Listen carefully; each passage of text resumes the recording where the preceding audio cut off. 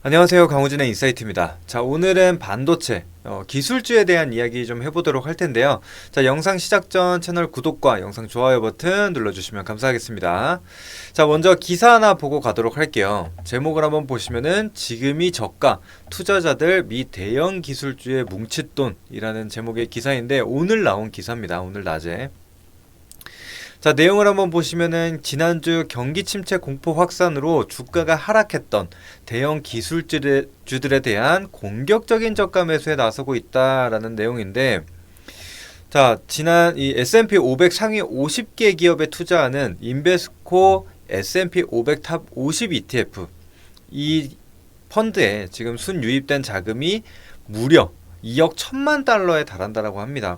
하나로 따지면은 약 2,858억 원이라는 자금이 하루 만에 들어왔다라는 거예요.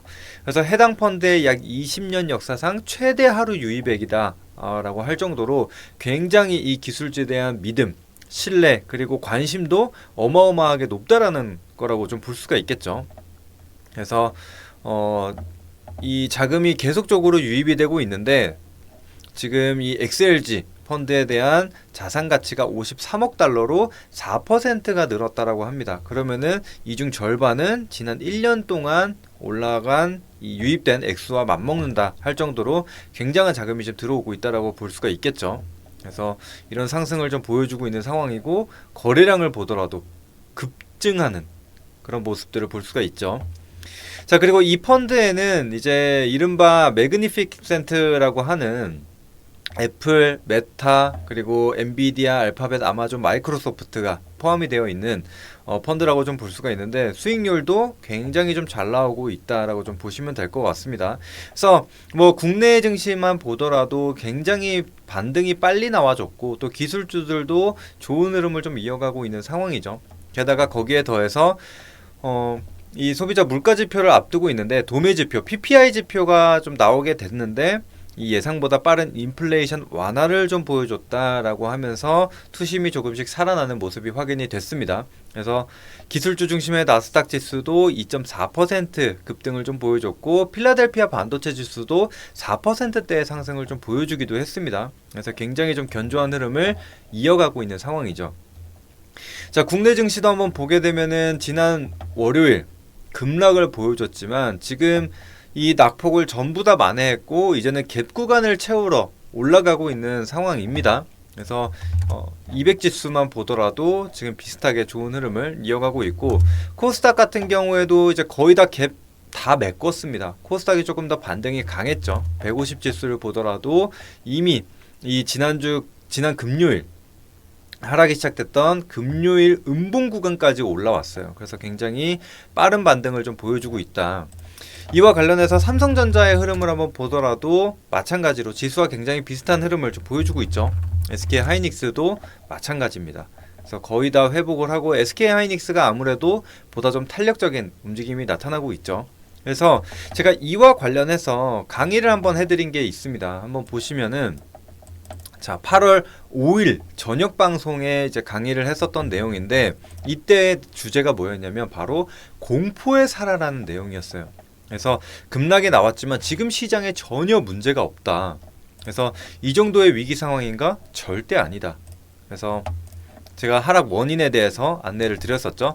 AI 버블 논란, 뭐 엔비디아 고점론, 경기 침체 우려, 뭐 지정학적 리스크, 엔캐리 트레이드, 뭐 워렌 버핏 이런 얘기들이 나왔었는데 제가 하나하나 다 말씀을 드렸죠.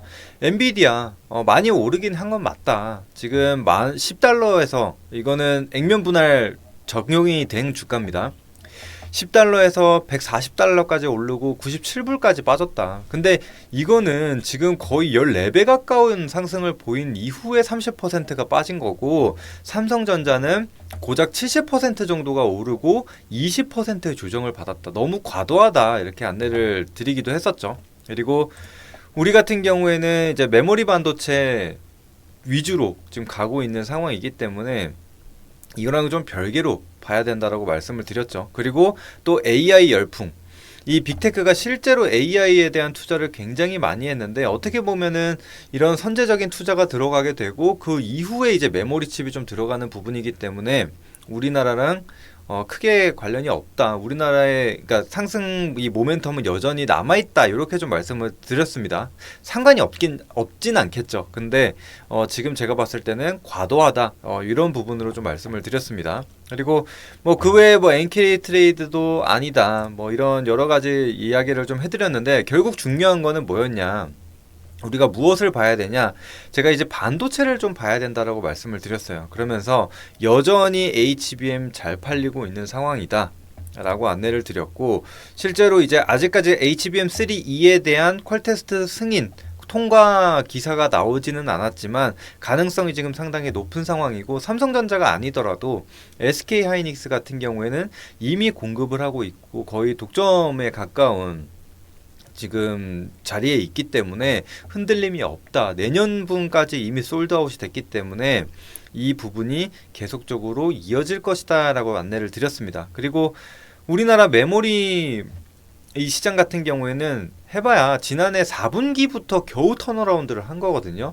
그래서 무너지기엔 너무 이르다 이런 얘기들을 좀 해드렸습니다. 그리고 SK 하이닉스 6세대 조기 상용화 이런 모멘텀도 남아있다. 그리고 수출 지표 보더라도 여전히 좋다. 지금 얼마 전에 이제 산업통상자원부에서 발표를 했죠. 8월 1일부터 8월 10일까지의 수출 지표를 공개를 했는데 반도체가 여전히 이 수출을 이끌고 있다는 게 확인이 됐습니다. 그래서 이런 것들에 대한 영향이 전혀 없다라고 해드렸고, 자, 그러면서 제가 말씀드렸던 게, 자, 시장의 반등은 여기서부터 시작된다. 가장 먼저 상승할 종목을 공개해드린다. 라고 안내를 드렸는데, 결국에는 반도체 섹터에서 반등이 나온다라고 안내를 드렸고, 그 이유는 역시나 많이 올랐고 많이 빠졌습니다. 그러면은 리바운드라는 것을 우리가 봤을 때 결국에는 높은 곳에서 떨어진 공이 그만큼 반등도 강하게 나오죠. 주가도 마찬가지 개념이라고 좀 보시면 될 것 같습니다. 그래서 제가 이 종목을 좀 소개를 해드렸죠. 이게 뭐였냐면 바로 이 종목이었어요. 그래서 제가 공개 방송을 통해서 이제 앞서 강의에 대해서 쭉 안내를 좀 드렸고, 자, 그래서 히든 종목이 무엇이었냐? 바로 PSK 홀딩스라는 종목이었습니다. PSK 홀딩스에 대한 부분을 좀 차트로도 설명을 해드렸고, 자, 그리고 왜 우리가 이 종목을 사야 하는지, 그리고 또 어떤 모멘텀을 가지고 있는지 이 부분에 대해서 소개를 해드렸습니다.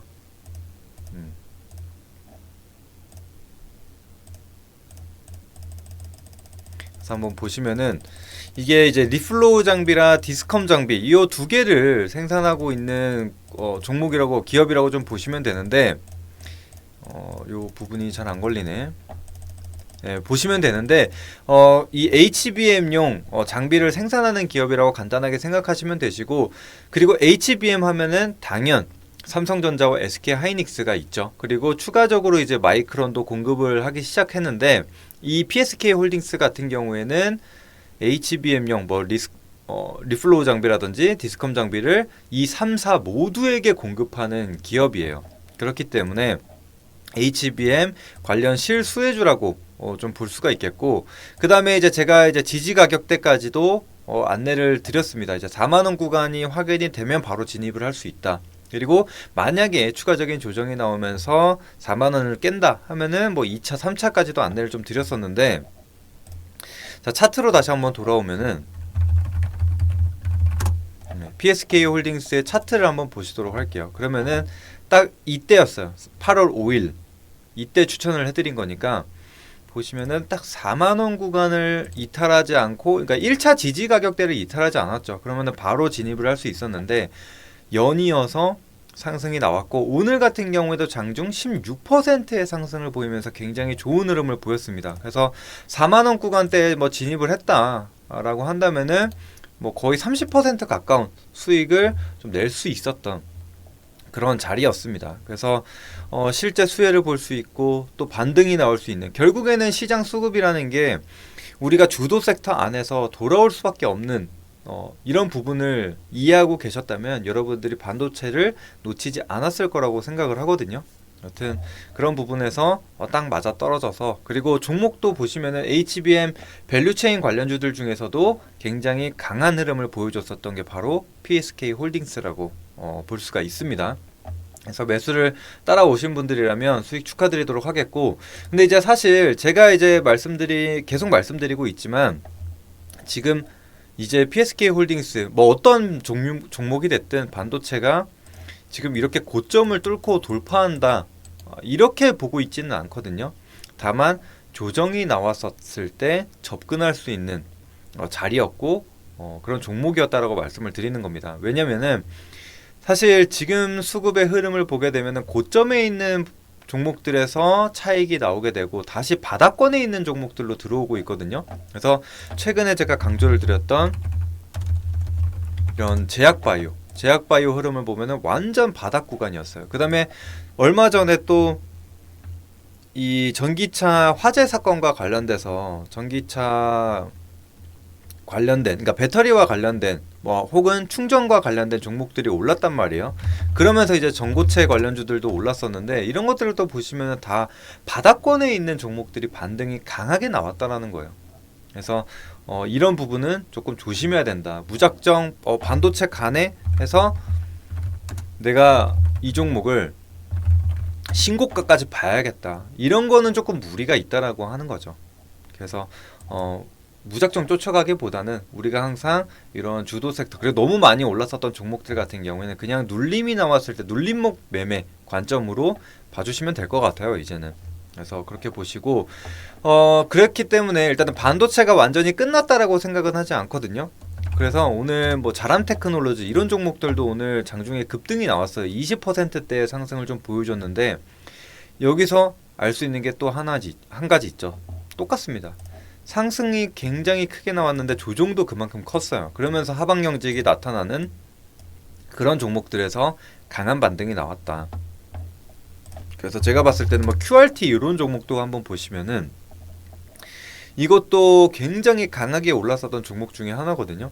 그런데 이전에 이 차트 전체 흐름을 한번 보게 되면은 완전 바닥권까지 왔어요.